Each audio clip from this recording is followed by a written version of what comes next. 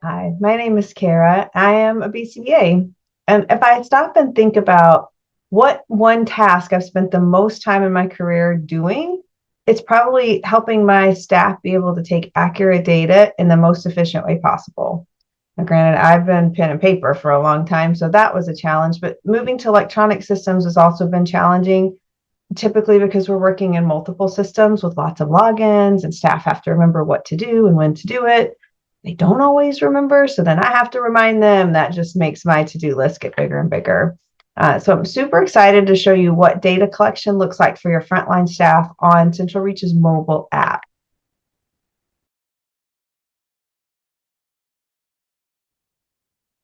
Now, on the mobile app, as soon as they log in, they're going to be able to see any appointments that they have scheduled for today. So in this example, I have 3 appointments. I'm going to go ahead and choose the one that I'm ready to start.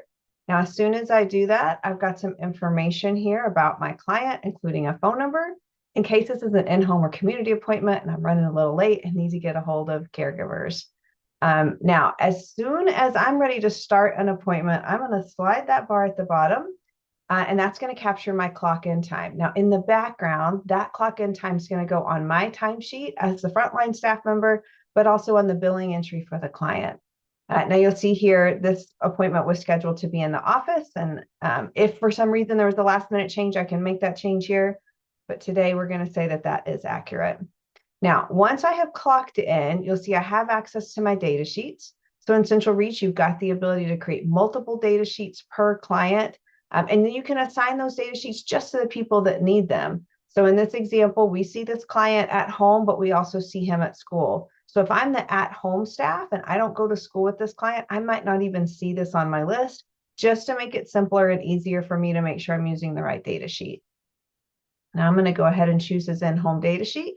And once I'm in here, I can see extra resources that my supervisor might have left for me. So maybe we're working on a very specific behavior plan. I have that resource right here. So if I need to reference it at any time during the session, I can.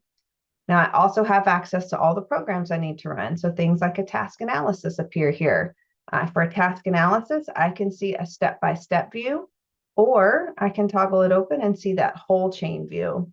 Now, my supervisor has left me some notes in this example, so I can click on those 3 dots on the side and I can go into the instructional notes. That's going to let me know anything I might need to know about how to run the program. I could also see visuals here.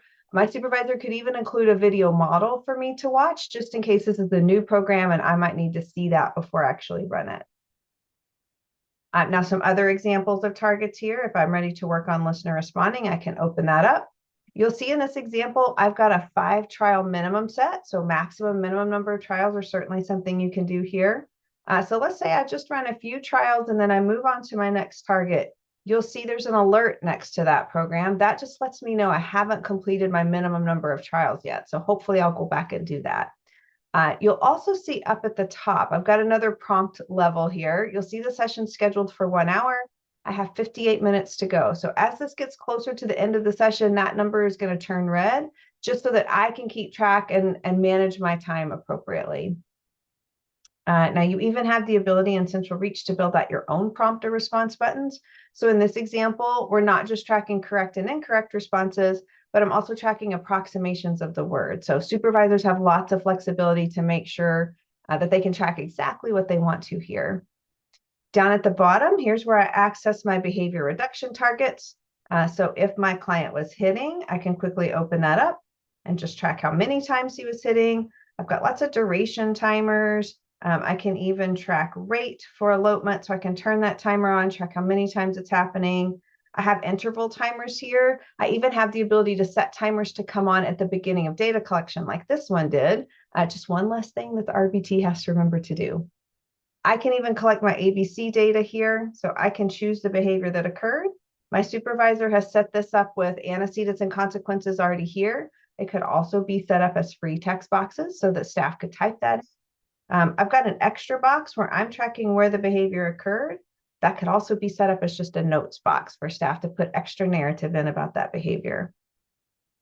Now, before I wrap up my session, I need to go back and finish up this one program and collect my minimum number of trials. And then once I do that and I have finished my data collection, I'm going to go back to my front screen. Now you'll see here, there's a green check mark next to that data sheet. So it's letting me know that data has been collected. And now I have kind of a to-do list, which is nice because my RBT is going to collect their data and write their notes and get signatures all in the same place. They don't have to leave this platform and go somewhere else to do that. So the next thing on their list is to write that session note. So I'm going to open that up. Now, session notes are designed within Central Reach. You have full control over what they look like and what information you're capturing.